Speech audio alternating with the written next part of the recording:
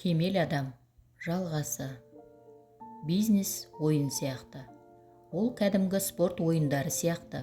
Сол ойындардан қиын да емес. Бірақ спортшыдан өзгешелігің бұнда намыс, өз мүмкіндігіңді ашу секілді категориялармен қатар, отбасыңның игілігі, бүкіл армандарың ойын таразысында тұрады. Бизнесте жарқырап шығу үшін соншалықты данышпан болудың керегі жоқ. Жалпы қағидалар: ұқыптылық, тәуекел, есеп.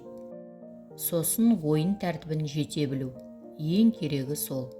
Басқарушы ғана емес, бүкіл команда жете білсін. Ұжым команда емес, команда бір тұтас, түйін болып еңбек ететін, тірліктен толық хабардар, ақшаның қалай жасалып, қайда жұмсалып жатқанын білетіндер. Ойынға бүкіл командаңды тарта біл. Олар ойынға қаншалықты деңгейде тартылса, өзі-ақ үйренуге, көп білуге ұмтылады. Сөзден бұрын сәлем, істен бұрын ынтымақ дейді өзбектер. Кедей болу, ең қажетті заттарың болмауы үлкен бақытсыздық. Бірақ бай болып туудың бақытсыздығы да одан кейін емес. Өйткені өз басыңнан қиындық пен нағыз өмірді өткізе алмайсың. Американдық әйгілі миллионер Фордтың өмірінде мынадай бір оқиға болған. Клубта қайырымдылық қорына арналған жәшікте Форд $10 ақша салыпты. Сәлден кейін оның ұлы кіріп, қор жәшігіне $1000 ақша тастапты. Сонда үлкен Фордтан: "Сіз миллионерсіз, балаңыздан 100 есе кем ақша салғаныңыз қалай?" деп сұрағандарға: "Мен миллионердің баласы емеспін ғой", деп жауап қайырған екен. Өзің тапқан дүниені әкенің дүниесіне егіп шашу төкпейсің. Өйткені оның қалай жиналғанының бағасын білесің. Балаңды кішкентайынан қолына ақша беріп үйрет. Отбасыңның бюджетін алдына жайып сал. Қалай жұмсалғаны дұрыс болатынын ойланып өссін. Мектепте бизнесті үйретпейтіні өкінішті. Балаларыңа үлкен байлық қалдырсам қадірлі болам деме. Ол онша атаулы сый емес. Одан да сол байлық қалай жасалатынын үйрет. Тойсаң тобағыл деген қазақ атамыз. Қанша бай болсаң да қарапайымдылықпен өмір сүр.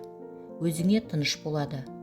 Ұдайы қара уылдырық алып тұруға ақшаң жетуі уайымынан, ол уылдырықтың шын дәмін сезіну уайымы басым болсын.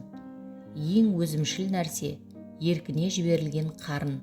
Ол не жегенін ертең-ақ ұмытып, жей беруден басқаны білмейді. Адамды адам ететін ақша ешқашан тас кедей лайықты және айтулы бола алмайды дейді біздің ғасырымыздан 600 жыл бұрын өткен грек ақыны Әлкей. Мен бұл пікірді бұрын да өмірде көп кездестіре жүріп мойындамаушы едім. Жасым 40-тан асқанда амалсыз келістім.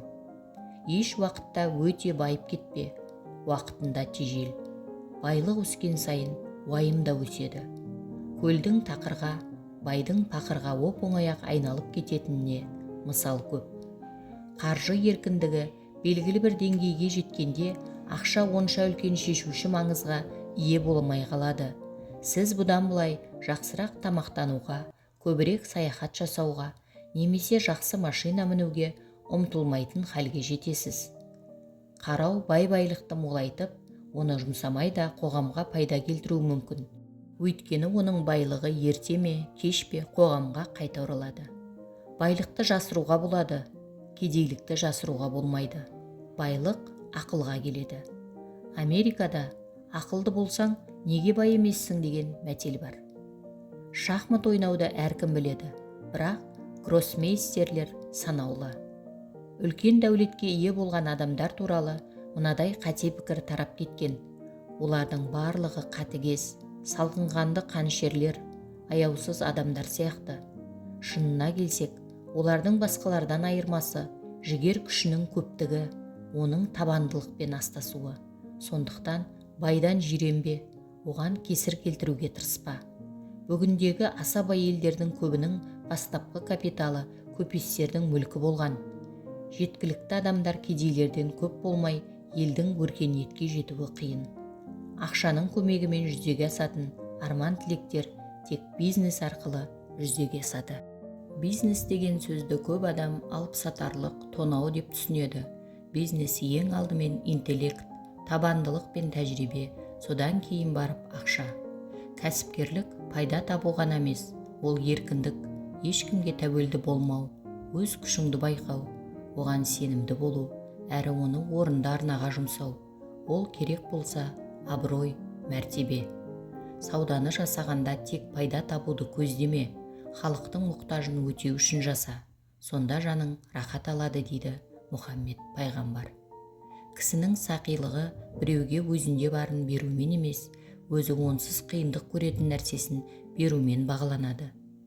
Аш адамның жағдайын ылғи да түсінеді. Жақсы болсаң, тоқ кезіңде аштың жағдайын түсіне біл.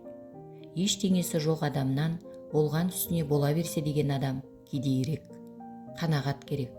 Ауданда сот болып істеген бір кісі істі болған адамның жазасын жеңілдету үшін әкеліп берген парасының тең жартысын өзіне қайтарып береді екен. Неге олай етесіз? Өздері әкеп беріп тұрғанды қайтарып беруіңіз қалай деп сұраса, біріншіден, бұл мені қанағатқа үйретеді. Екіншіден, түгел айырылдым деп есептеп келген ақшасының жарымын қайтарып алған адам менен сый алғандай болады. Еш уақытта мені жамандамайды және қарғамайды. Мүмкін ол біреуден қарыз алған шығар, онысын бірден қайтарып береді. Үшіншіден, үкімді жеңілдетуде де ебімен, заңнан алшақтап кетпейтіндей етіп жасаймын деген екен. Тоқтыққа 3 жолмен жетуге болады: еңбекпен, тілемсектікпен және ұрлықпен. Соңғы екеуі кездейсоқ тоқтық. Кездейсоқ келген жеткілікті, байлықты ұстап қалу қиын, тіпті мүмкін емес. Желмен келген несібе желмен ұшып кетеді. Егер өзіңдегі енжарлықты сезінсең, онда сен еш уақытта ақша категориясымен ойлана аламын демей-ақ қой, және сен еш уақытта бай бола алмайсың. Кедейлік өзінің ақыл есі кедей болуға тартып тұратын адамдарға жабысқақ келеді. Байлық та сол заңдылыққа бағынады. Кедейлікке мойынсыну, кедейліктен шықпау деген сөз. Нан қарынды іздемейді, қарын нанды іздейді. Жазықта кетіп бара жатып тек көкжиекті ғана көресің. Бизнесте ол жеткіліксіз. Көңілің көкжиектен әріректі көріп тұруы керек. Балықты аулаудың рахаты ауланған балыққа тойыну рахатынан көп биік. Бір нәрсені іздеп табу құштарлығы табылған нәрсеге рахаттанудан басым. Ақша кез келген адамға керек. Сол үшін де ол қасиетті. Сенің бір өзің ғана баға деңгейін өзгертуге шаман келмейді. Ендеше жалғыз жол құнының арзан қымбаттығына қарамастан не қаласаң да сатып ала алатындай жағдайға жету. Бірақ ақшаның құлы болма. Әңгіме ақша табуда емес, мағыналы өмір сүруде. Адамдардың пайдалысы адамдарға пайда келтіргендер дейді Омар Хайям.